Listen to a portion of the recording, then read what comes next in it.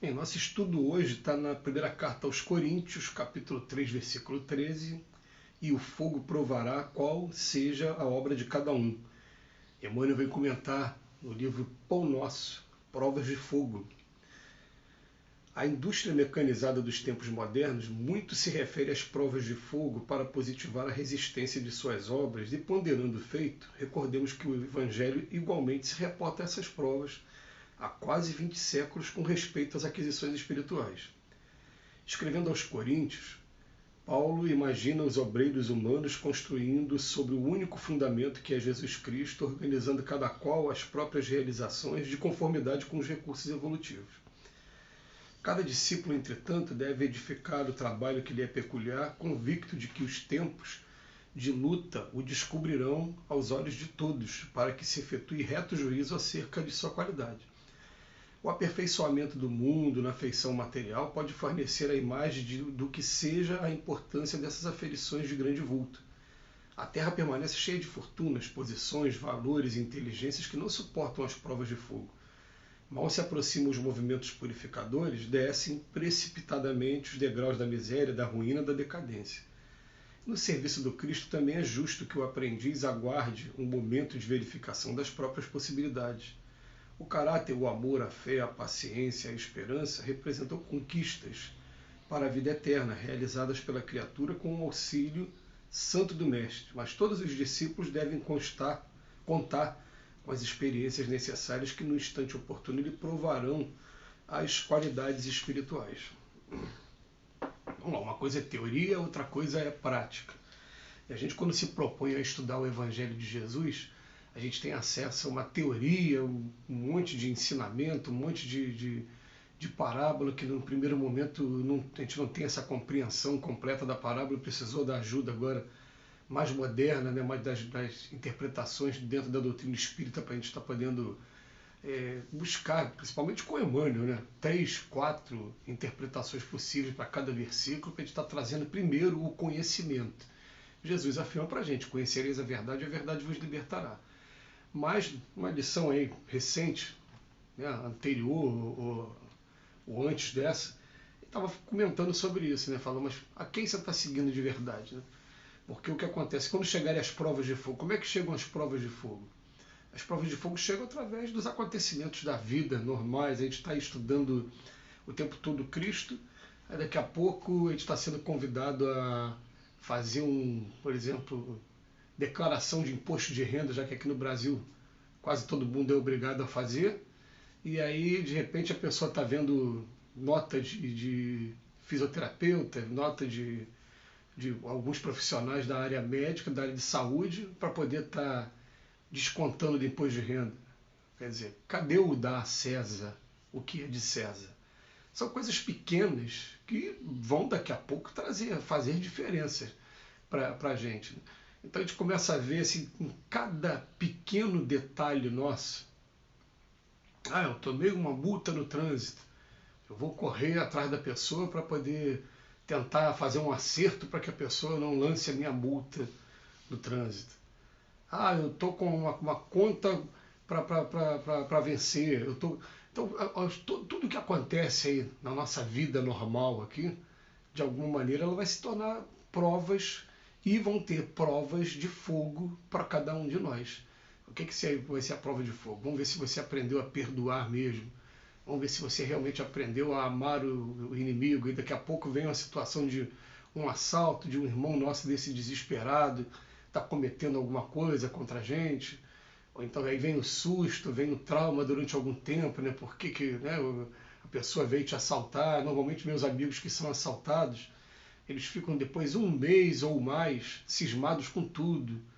Aquela tranquilidade que tinha antes agora não existe. Qualquer pessoa que chega perto, ele pode estar achando que está sendo um novo assalto, uma nova investida, e pode tomar algumas medidas também que venham a contrariar o que Jesus trouxe para a gente, né? Bater numa face da outra, de exigir que caminhe 1000 passos, caminhe 2000, e se pedir a capa da túnica também. Então a gente vai ser defrontado com uma série de provas de fogo, uma prova de fogo, né? Quando está lá no Livro dos Espíritos, como é que é a caridade segundo entendia Jesus? É benevolência para com todos, perdão das ofensas e indulgência com as imperfeições alheias. A gente tem indulgência com as imperfeições alheias? Ou a gente fica, às vezes, julgando aquela pessoa, condenando aquela pessoa e comentando o mal que aquela pessoa fez? Ou até mesmo na benevolência para com todos? Será que a gente tem algum preconceito contra qualquer espírito que esteja aqui encarnado, seja ele em que condição ele estiver? Será que a gente tem esse preconceito? A gente está fugindo da benevolência para com todos. Então as provas de fogo, elas vão aparecer naturalmente na nossa vida.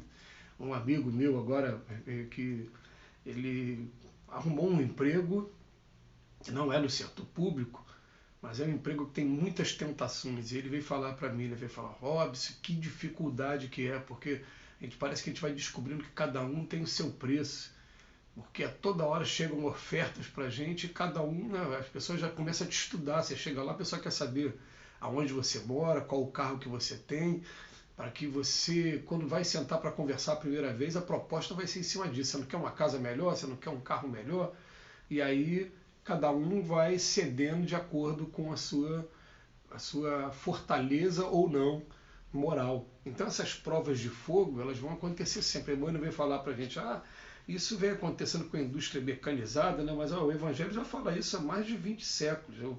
O Emmanuel falando com as pessoas, o que seria a prova de fogo? É no momento de crise que a gente conhece realmente o ser humano. Então é no momento em que a gente está privado de recursos financeiros, com padrão de vida menor do que anteriormente.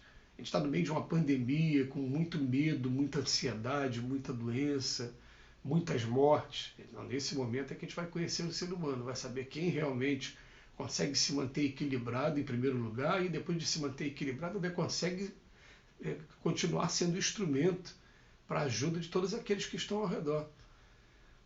Não é só primeiro a gente, sim, porque ninguém desequilibrado consegue ajudar ninguém, né? A gente consegue primeiro equilibrar a gente para daqui a pouco começar a ajudar as outras pessoas também. Esse período de pandemia, então, foi um período que exercitou bastante nesse momento. A gente pôde ver as nossas fraquezas, a gente pôde ver aonde a gente pode ser útil e pôde ver até aonde a gente também consegue ser disciplinado.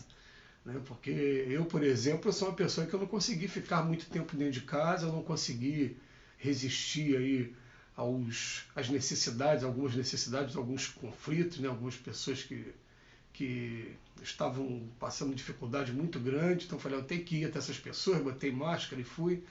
E é interessante que tem um amigo, um amigo recente que eu conheci recentemente, e ele não fechou as portas da casa espírita dele, em momento algum. Ele manteve todas as atividades da casa espírita dele.